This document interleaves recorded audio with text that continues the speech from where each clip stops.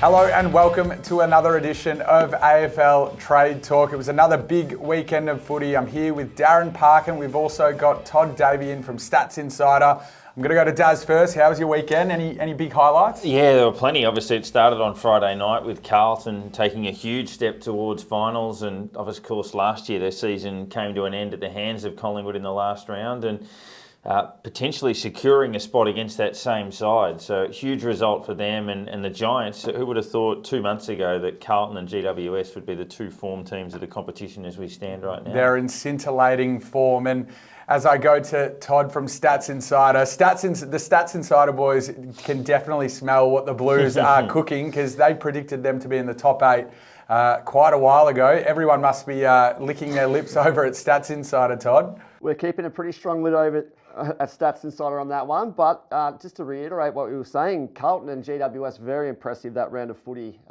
GWS especially, we'll go touch on the probabilities a little bit later on, but GWS pretty much have really secured a finals berth on the back of a great comeback against the Western Bulldogs. Well, we're going to head to our weekend review, and we'll start off with one of the games of the round, not because it was such a tight, close game, but because Carlton did what only two other teams could do this season, and that's beat Collingwood. And they were just enormous, Daz, weren't they? They were, and obviously 𝗪𝗪𝗪𝗧𝗪, without his partner in crime in 𝗪𝗪𝗪𝗪𝗧, continuing to star, kicked 6-5 in the second half of that game. And Collingwood, we spoke about how clutch they were against Port Adelaide. This time they were just missing those shots. And look, that's okay, that the loss isn't of enormous consequence to them. It's more of the opportunity it creates for Carlton and the confidence it might give other sides. But yeah, Collingwood, it was an interesting theory. Terry Wallace, obviously former coach, said that he didn't mind playing against a team that had come off their win of the season. So Collingwood had the blockbuster against Port Adelaide the week before. And his theory was that subconsciously, whether you realise it or not, you spend most of the week talking about the previous week, not the next one, and that Carlton were able to pounce on that and roll their momentum. They've now beaten Port Adelaide and Collingwood in the last month, so it's going to be hard to see them missing from here, Carlton, and huge game this week as well. Tom Happel wrote a great article that's up on the Betfair Hub, and it was just a bit of a wash-up on the Carlton-Collingwood game. So Carlton actually hit $5.20 in play at that stage and went on to win. They were $3.60 before the first bounce. Collingwood hit a low of $1.23, so plenty of action could have been had there from lay punters in play during that game. How did Stats Insider see the game, Todd? Yeah, so Stats Insider had Carlton as 29% win probability, so it was pretty reflective of the Betfair market there, but as we mentioned before, the ramifications were huge for Carlton. They jumped from 62.5% to make the 8 to now over 80%. So big win over the fierce rivals, and Carlton fans will be pretty happy after that one.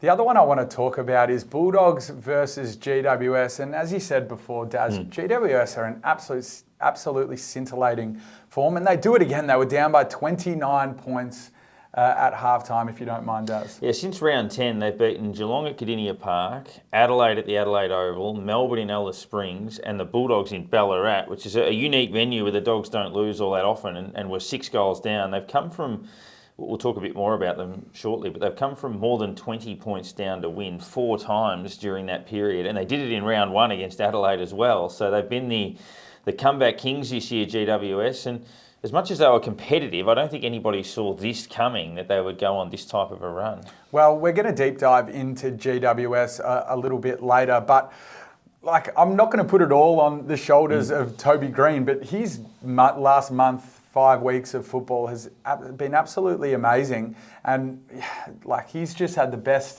service as well with Sam Taylor and a few others who are in absolutely amazing form. So it's no wonder that GWS are going very well. The other one was the Sunday blockbuster between Richmond and Melbourne, and I was at that game. I was sitting in a corporate box, if you don't mind, and it was just the perfect game to watch on a Sunday afternoon. The rain came after the game, which was good. But yeah, it was obviously a high-scoring battle, and we really saw the best of Melbourne in that game. Yeah, and Richmond and Melbourne have played twice this year, and both games almost identical. They played on Anzac Eve back in round 6, I think it was, and Richmond were in front for 3 quarters in that game, playing really good footy.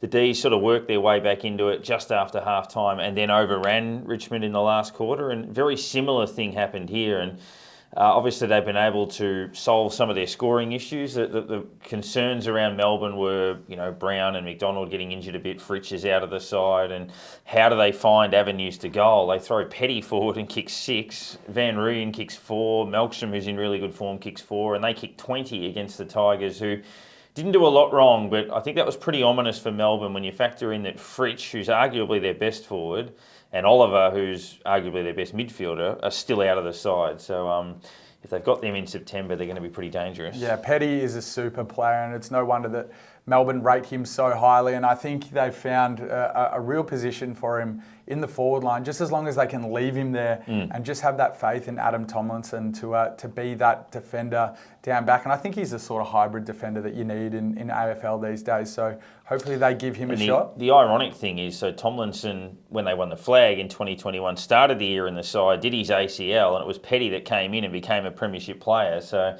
interesting that those two are sort of in sync a little bit now in terms of the roles they're playing. What does that loss do to Richmond's chances for the top 8, Todd? So Richmond dropped to 20.6 to make the final. So that's a pretty significant drop. But the big improvement was Melbourne to win the flag. So they've gone to 20.2% to win the flag, which is third highest. And it's just reflective of the results from the weekend, but also the faith that the model has in Melbourne, who, still got 2 really good super players to welcome back.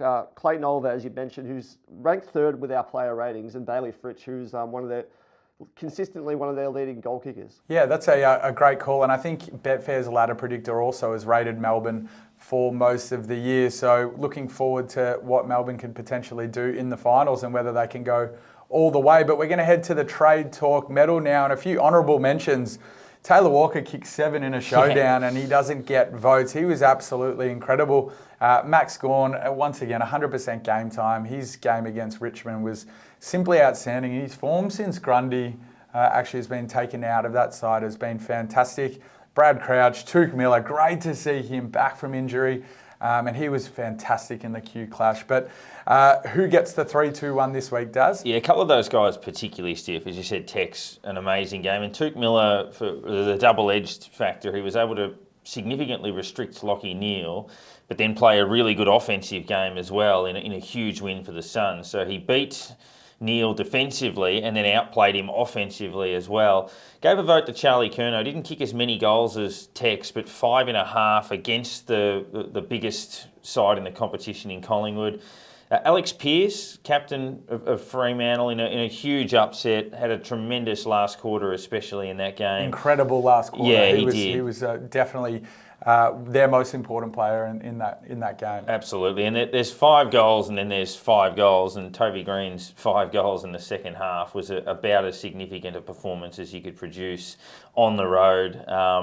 So we could have given that to any number of players. I mean, Brad Crouch has had 35 and kicked 3. Max Gawn's dominated in the ruck, as you say, but Toby Green gets the 3 votes. Keen to hear from Todd here about the rankings of Charlie Curnow and Taylor Walker and the Stats Insider player ratings there. So we've got Charlie Curnow as the 10th ranked player overall and our number 1 key forward. Taylor Walker not too far behind. He's 13th overall and our 2nd key forward in our rankings.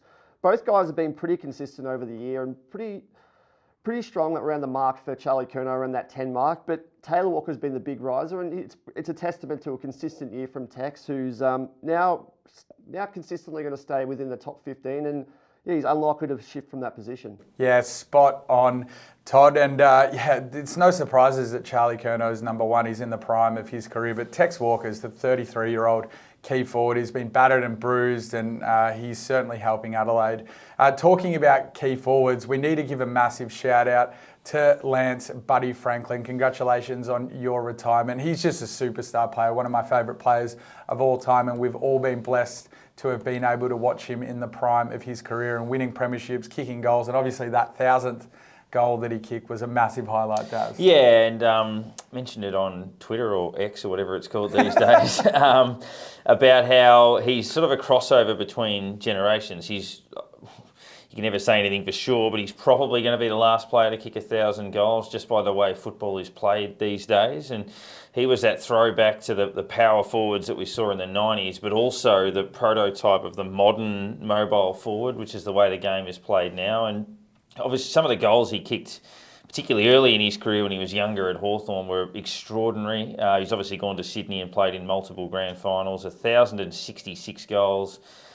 He's been an incredible player, and I think he's been the best of both worlds, really. He would have been perfectly at home in the 80s and 90s, and he's been exactly how key forwards are supposed to play these days. I'm thoroughly enjoying all the highlight packages that are coming out at the moment of Lance Buddy Franklin, all these best goals. Have you got a favourite? Yeah, I mean, everybody always looks at the one against Essendon where he ran away from Cale Hooker, but I think the best goal he kicked was a game against Collingwood at the MCG where he received a hand pass, I think it was from Clinton Young or something like that, and he hurdles over the top of a Collingwood player and then off 2 steps kicks a goal from 70 on the run. So that was everything about Buddy. So the athleticism, the booming kick, and the presence in big moments. So yeah, that's one of the best goals I've ever seen, and he did that more than once. What about you, Todd? Have you got any Buddy Franklin highlights?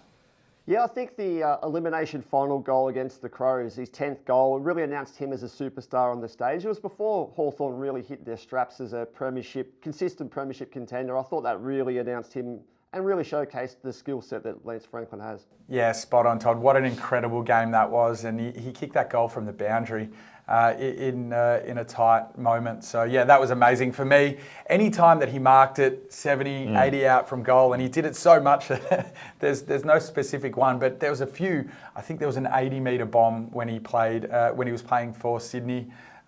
Whenever he curls around on that left boot, it's just something of beauty, isn't it? Yeah, that's right. And when we talk about the Cale Hooker goal, people often forget he did it twice in the quarter. There was another one earlier in the term as well. So to do that twice in 15 minutes, it's a ridiculously skillful play. How much would Cale Hooker just love seeing that footage on repeat over and over He'd probably again. sit there and go, I'll stay off social media this week and I'll pop back next week when that settles down. All right, well, enough on Buddy. Congratulations again. We're going to head to the GWS Giants, actually a team that Buddy Franklin almost went to once upon a time, but they are just going absolute great guns at the moment. Can't wait to talk about some of their best players, and that's where I want to kick off. Daz, I want to kick off with some of their best performers this year. So obviously we speak about Toby Green. He's the obvious one who's he's on track to kick mid-60s in goals this year. He's having probably his best season.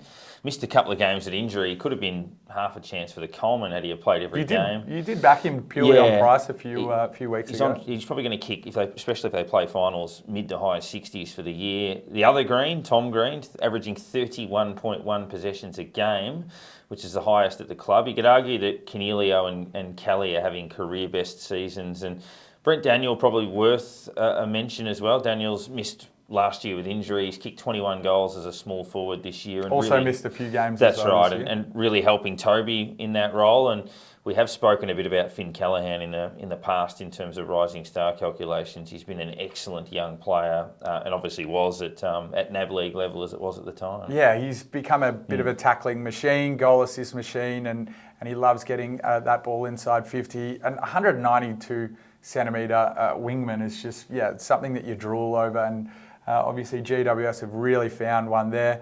Sam Taylor is a massive one, and he's a lock for all Australian fullback at the minute. He doesn't look like the biggest player of all time when you watch him from the tally, and that's where I probably watch most of GWS, but he's 196 centimetres, 95 kilos, coming up to 100 games. He's well within the prime of his career, and he's a real big sort of player. So no wonder he's ranked first in the AFL for intercepts per game, 7th for contested marks per game, and 6th for 1%. Is a really hardy player that's very important to that side. I just have to talk about Kieran Briggs. What a man. And, he's mummy reincarnate. And the one thing, when Shane Mumford retired, and he obviously came back, but the competition really misses those sorts of personalities. And I think he's just what every team kind of want in a ruckman. I know Sean Darcy's very similar, but he's probably a bit nicer, whereas Kieran Briggs is no nonsense. He just likes to throw his weight around. On the weekend against the Doggies, he was a big part of their win. He had 24 disposals, 8 clearances, which is massive. It's no wonder that he's dominating as he's got Mummy as a ruck coach and a mentor. He's 201 centimetres and 108 kilos, if you don't mind, Daz. Yeah, he's in that man mountain territory at that type of size. And as you say, Mummy used to throw the weight around with big tackles in there at the centre bounces. And yeah, he's got a little bit of that about him as well, but reasonably sharp at ground level. He's kicked a lot of sort of crumbing goals out of the ruck where he's sort of contested in the front half, the ball's landed at his feet. He's been able to recover and quickly snap goals, which for someone of that size is quite a rarity. He's only, played, I think, on 20 games in his AFL career, so looking forward to seeing what he can continue to produce. But I'm going to go to Todd from Stats Insider. I'm keen to hear who Stats Insider rate as some of GWS's best players. Yeah, so we're dubbing him GWS's Fab 5 over at the Stats Insider office. So we've got 5 players inside the top 100, which is maybe reflective of the reliance that they have on these players, or maybe it's reflective of an even spread. But irrespective of that, we've got Toby Green in number 7. He's currently the best general forward in the game according to our ratings, and it's hard to argue. And then Sam Taylor at number 32, he's actually ranked 2nd behind Darcy Moore in our key defender ratings. And as you guys touched on, he's just dominant. He's the kind of guy that any team would pay a huge amount of money for. Then we go through to Josh Kelly and Stephen Caniglio. As you mentioned, career best years, and considering how good they've been in the past, it's a pretty good testament to how great the GWS midfielders are playing. And then Tom Green, he's just a rising star right now. Missed a bit of footy, and it's probably reflected in his overall ranking of 87, whereas he has the potential to be a top 10 player in our opinion. But we're calling him GWS's Fab 5, and they're the kind of guys that are going to take this team to the next level if they make finals, and we're pretty confident that they do. Yeah, spot on, Todd. And I reckon a couple more players are going to enter that Fab 5, and you're going to be calling them something else. So let's talk about why they are so good. And we got to talk about the Adam Kingsley factor. First year as GWS coach, and he's doing a wonderful job, Daz. Yeah, and the biggest change over the course of the season for them, they were very competitive in the early part of the year, but they could leak scores. So in the first 12 games they played, when they went 4-8, they were conceding 93.6 points a game, and they conceded 100 plus on 5 occasions. Since then, so in the 7-game winning streak, they're conceding 61.6 points a game and have not conceded more than 11 goals or 75 points in that time. So that's one of the biggest improvements within a zone of any side in the competition this season, to improve by 32 points a game defensively in the last 7 weeks. If they're conceding 61.6 a game, they're not going to lose very often. So, and obviously that's when they've played Adelaide away, they've played Geelong away, they've played Melbourne away, they've played the Bulldogs away and won all of them. So tremendous turnaround in their defensive numbers. Yeah, absolutely does. And looking forward to hopefully seeing them play finals and doing well. What I will say is when they do get to finals, teams will not underrate them. Absolutely. I think they've gone a little bit under the radar, being in New South Wales, or obviously in the west of New South Wales there. I reckon teams get complacent against GWS, and that's not going to happen in the finals. They have an outstanding list when you look at them on paper, and they've got some youngsters really up and coming. So can't wait to watch GWS, and I love that the Orange Tsunami is back and playing so well. And I do love their club song. That's probably a question for Twitter we can put out there. I reckon they've got the best song in the competition. Interestingly, just on that, since round 2, they've gone 4-5 at home, but 6-2 away. So their road record's phenomenal, and they've been less than 50-50 at home through that run. Well, that's very interesting. Daz, let's head over to the Brownlow predictor. And wow, the Brownlow's just, I mean, I say it every week, but in terms of trading, there's always so much happening. Nick Daicos had 27 touches this week, but at the game it looked like he had absolutely no impact whatsoever, and he really looked like he just got bullied by George Hewitt. Lots of kicks off the ground and really put under pressure. Has Carlton looked at Carlton put through a template for all other teams to follow with Nick Daicos? You got to bully him a little bit. He is a second-year player. Oh yeah, of course. And look, he's phenomenal talent. But yeah, you've got to put that attention. I mean, he's arguably Collingwood's best mid, or best mid/ball winner. So you've just simply got to treat him like he's a 7th, 8th, 9th-tier player and put the clamps on him. But the interesting one out of that, we've compared ฎaicos to also 𝗪𝗺𝗯𝗹𝗪. So, an hour and a half ago when we were putting the show together, he was $7.20. Now he's $6. So he's shrunk in significantly over that period. But Christian Petrarca, $5.30 second favourite. The predictor has him 5 votes further back. Now, he's not predicted to get a vote on the weekend in the Brownlow predictor. However, he had 29 possessions, 7 clearances and kicked a goal and got coaches' votes. So I'm not entirely ruling out Christian Petrarca getting at least a vote. Obviously, 𝗪𝗺 was great, Petty's kicked 6, Gawn dominated. So there are players to compete with, but I'm pretty confident Ḍaicos doesn't get votes this week, but Petrarca is definitely a chance. While he didn't make the most of his goals, Christian Petrarca, he was definitely assisting. Yeah. I think he assisted 2 or 3 times, which is pretty hard to do. But Jack 𝗪𝗺 was incredible in that game, and Harrison Petty obviously kicked 6. Max Gawn was incredible. So, I'm very curious to see who the umpires give votes to that game. And obviously the Richmond players are pretty good too. So yeah, that's right. That makes it quite hard. And 𝗪𝗯𝗹𝗪, I'm trying to get a feel for the move in that game, and they've only lost by 5 points, and he's picked up in the game 27 possessions. So it's a pretty solid day, but obviously you look at Toby Green, Whitfield's had 36, even Tim English, 25, 33 hit-outs, 2 goals. Bailey Dale played a good game. So not necessarily votes for the Bont, but he shortened all the same. Well, I would have to say that Bont's first half in that game was quite spectacular, and that was sort of paralleling the scoreboard in terms of the Doggies winning. They were up by 29 points at half time. But he really dropped off in that second half, and you have to play a 4-quarter performance to be in the vote, surely. Yeah, absolutely. And the 𝗥𝗍𝗪 Neale bounce happened again, where no one moves quite like 𝗥𝗍𝗪, so he probably won't get votes because Tuke Miller took him to the cleaners, but he's gone from 23s to 32. So the massive 𝗥𝗍𝗪 Neale bounce happened again. That's right. Todd, obviously looking forward to Stats Insider putting together all their Brownlow predictions towards the end of the season. But what can we expect sort of from the Stats Insider team in terms of Brownlow predictions? It's going to be really interesting to see how they come out. So it's a couple of weeks away from really getting into the nitty-gritty of it, and then obviously we have to wait till the end of the season to tally all the votes. But in terms of the player ratings, you guys mentioned Christian Petrarca. He's at the top of the rankings right now, and he's ahead of 𝗪𝗺𝗯𝗹𝗪. So our model's been really consistently high on Christian Petrarca, and Nick Ḍaicos as well. He's up to 4th in our player ratings, and he started well back. Obviously, a second-year player, didn't have a strong body of work as some of these consistent AFL hardened bodies last year, but he's really rocketed up the ratings. So maybe those 2 are the indications of how they might go on the Brownlow medal.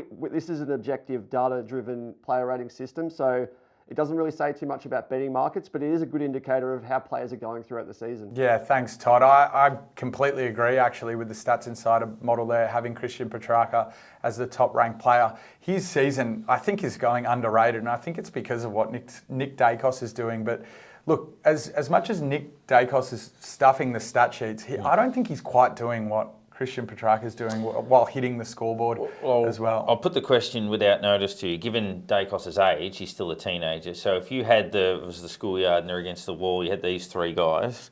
Are you taking Nick Ḍaicos because he's 19 and his star's going through the roof and he might win a Brownlow in his second year?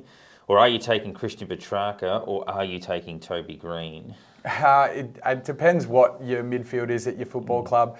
If I had to take someone, I'd probably take Christian Petrarca, given he would be in the engine room straight away into the midfield. Nick Ḍaicos is definitely going to be that sort of player, but I still think right now he's too young probably to get put into that midfield. I know he's playing well, but Carlton exposed it on the weekend. He's quite slight. He still needs a few years to work on his body. I think teams are going to take advantage of that, and they would be silly if they didn't put some body pressure on him. So, look, if you're telling me that I'm going to put him across half back, I think he's so influential there, and he really breaks up the game with his run and his precise kicking skills. But At this stage, if I've got to put them into the engine room and I want them to kick goals out of the middle and really change the game, I'm probably going to say Christian Petrarca. The reality is, I reckon if you've got one of them, you're not trading that one for the others. So if you've got Collingwood, you're not trading Daicos for Petrarca. If you've got Petrarca, you're not trading him for Green. And if you've got Green, you're not trading him for Daicos. So I just think if you've got the asset, you're holding the asset at the moment. So it's fascinating. And it probably depends where you're at. Like if you're North Melbourne, for example, Toby Green might have an impact for you, but by the time you're ready to contend, he's a 12, 13-year player. You're probably more likely to go, let's slot Daicos in there as part of our build with 𝗪𝗟𝗪 and away we go. So it probably depends who you are. 100%, Daz. Well, let's move over to buy, hold and sell. And I'm going to push straight to you, Daz. Who are you buying this week? Yeah, and I'm keen to get Todd's thoughts on this because I think that the model is in alignment with this as well. Adelaide's win over Port keeps them alive because if you look at their fixture, they should win 3 of their last 4. The hardest game for them is Brisbane at the Gabba, but the others are at home, not sitters. They've got Sydney who can play. Gold Coast can occasionally be dangerous. They'll beat West Coast in the last round. But if you look at the amount of top 8 contenders who play against each other, it means they're going to lose games, those sides. So I think that 12 and 11 with a good percentage will get you in, not a bad percentage. So that's where you look at someone like Essendon or the Bulldogs or St Kilda, whose percentage isn't as high as Adelaide's. Adelaide's percentage is phenomenal. Obviously beating West Coast by 1,000 a few weeks ago helps. But I think Adelaide at $3.75, I'd have them ahead of a few other sides in the race for the 8 at the moment. Even as I think $3.55 was the last price for them. So buying Adelaide to make the 8 at that price, and also just doubling down on what we've done in the past on Petrarca for the Brownlow for the buy. What do you think about that, Todd? So we've got Adelaide as a 32% chance to make the 8. They're not currently in the graphic behind me, but they're just behind St Kilda. So that gives us an implied probability price of $3.10. So the current price of $3.55 on the exchange makes it a great bet. And we agree with the sentiment there. Yeah, bit of value there for Adelaide to make the top 8. It's such a hot race at the minute, but yeah, they destroyed Port, and I'm just having a look at some of the stats in that game, and I love giving myself a pat on the back. We tipped, I thought Adelaide were massive overs, and the pre-play price was $3.45, and they'd had a big win against Port earlier in the year. They're at Adelaide Oval, which obviously it's their home ground. They love to play out. $3.45 was way overs. They should have been closer to even money.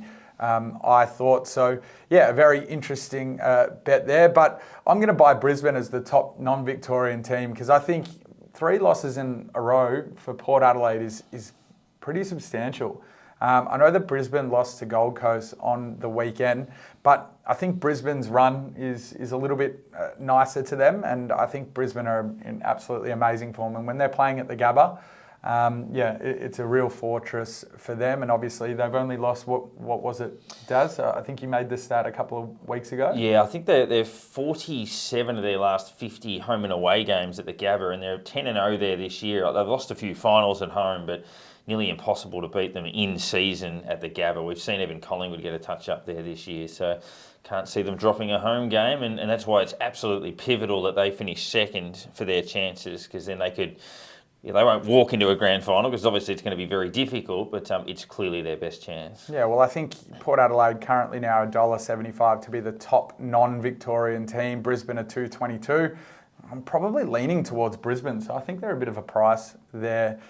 Daz, who are you holding on this week? Holding on the Bulldogs for the top 8. I mean, similar to St Kilda, they've got a lot of games against other finals contenders. They play Richmond, they play Geelong. They've got a tricky road trip against Hawthorn in Tasmania in a couple of weeks, which is not the easiest fixture for them. I think that they probably should be favourites against Richmond based on the Marvel Stadium factor, but probably slightly under the odds. We look at the price there.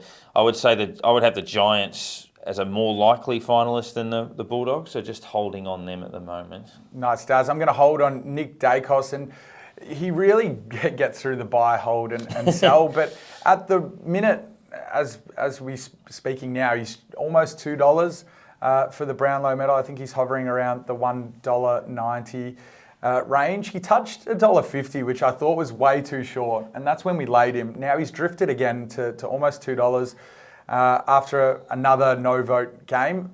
The real reason why I'm just holding on him for the moment is because I actually want to figure out whether I want to buy him or actually lay him a little bit later on, because I'm going to do one or the other. If currently he drifts, I'm keen to back. But I think if you look at the prices, you look at what Christian Petrarca is right now, I reckon at this point of the year in the Brownlow medal race, they're much closer than what the market has them. So yeah, I'm just going to hold on Nick Daicos. Hopefully he has another no-vote game and drifts again to almost $3. I'm probably prepared to back him again then. What are you going to be selling, Daz? So last week, held Geelong top 8, was just a little bit concerned about their consistency, I guess. Had a costly loss to Fremantle where they lose Blicavs and Hawkins for a period of time. And their next two matches are Port Adelaide and Collingwood. Now, Port aren't flying, but they're not going that badly either. Obviously, they lost to Collingwood by a kick the week before and then lost to Showdown, which can happen. But I think Geelong, and quite rightly so, that they've earned the right to be probably under the odds all the time. I think there's a degree of faith in the Cats, which is completely fair enough. They've been a super side and won the premiership, but I think it is still difficult for them. If you look at those players that are out and then you look at some of the other fixtures that they have towards the back end of the year, if you compare their price with, say, Adelaide, who are half a game behind them, with St Kilda, who are a game and a half ahead of them, with the Bulldogs and the Giants, who are both ahead of them at the moment, even with teams like Carlton, I just think Geelong are under the odds, so I'm prepared to take them on for that reason alone. Nice, Daz. Well, can't wait to get everyone's opinion here.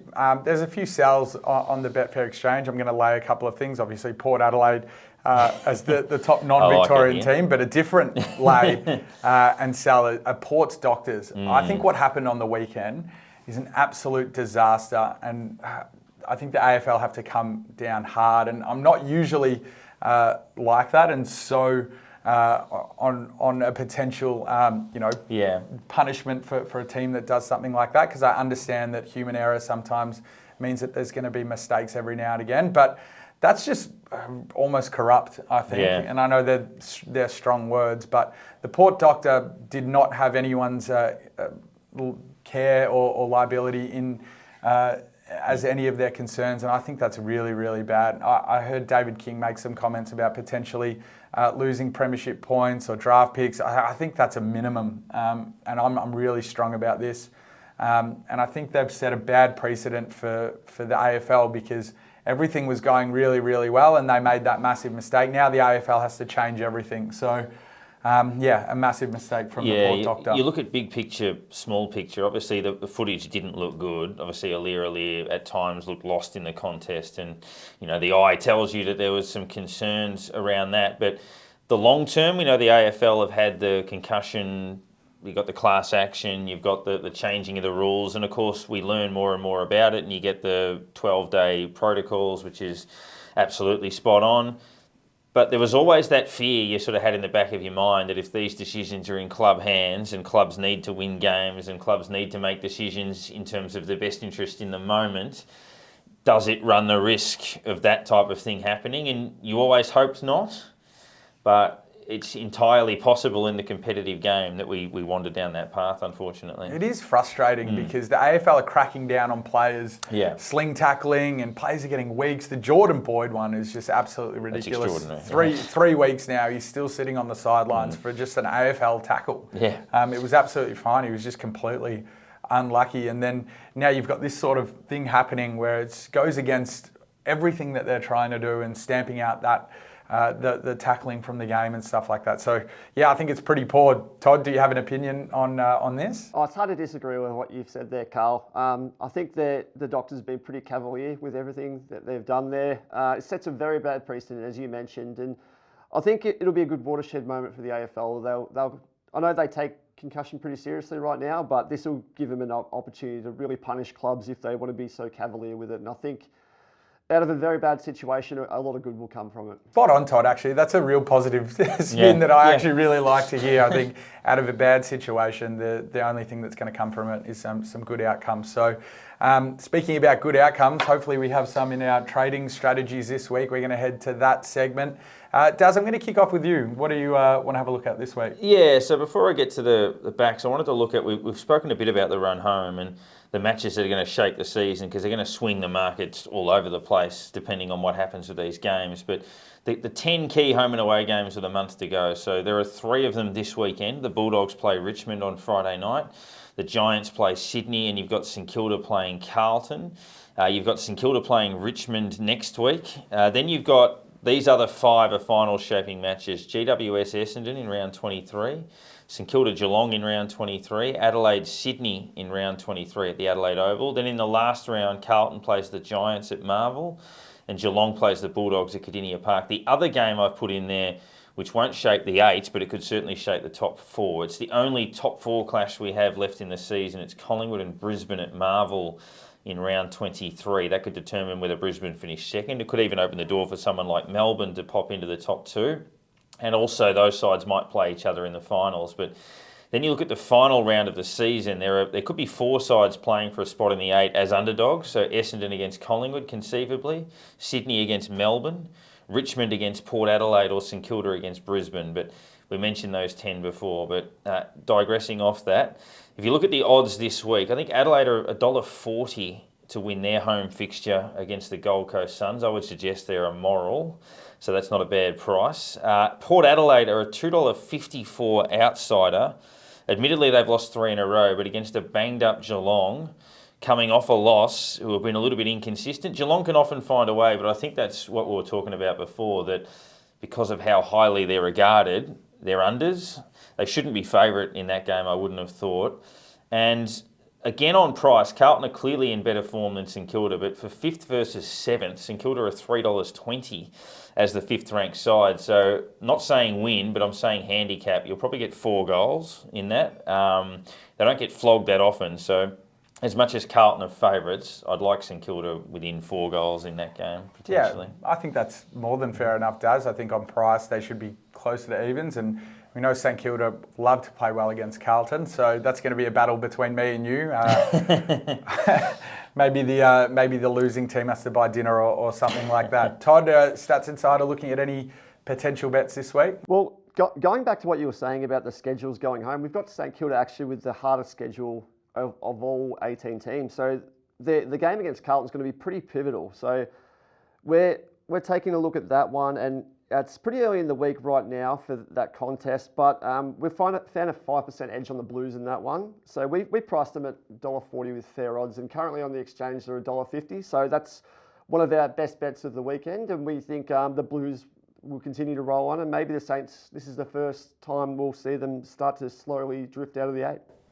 Yeah, nice, Todd, and that's something that we'll keep an eye out on Twitter for the Stats Insider best bets, and whether you can find value on the Betfair Exchange for those ones. And that's one of those games, like last week with Carlton Collingwood, that can flip probabilities if you get an upset, that type of thing. So Carlton, I think there's a chance that both sides still make the 8, but I would suggest that the winner of St Kilda and Carlton would make the finals. You can probably line that through the winner of that game. My trading strategies for this week is I just implore all punters to go and have a look at the top 8 multis on the Betfair Exchange.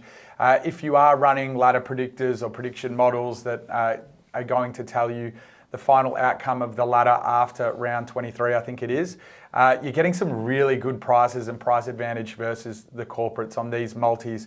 A couple that come to mind, I think the Western Bulldogs and Carlton multi there to back is a really good one. I can't see at this stage any of those teams missing finals. The other one is Carlton and GWS. They're both the in-form teams in the competition. You're getting a pretty good price there at $2.22 to have both of those teams finish in the top 8. So I'll be having a really good look and seeing if I can trade in, trade out of some of those markets there. So yeah, really keen. Top 8 multis on the Betfair Exchange. That's all we've got time for on AFL Trade Talk. We're going to have a really good look this weekend at the footy, because we're getting to crunch time. We're almost at September. I reckon we're going to blink and we're going to be in finals. So for all our trading strategies, make sure you head to the Betfair Hub now.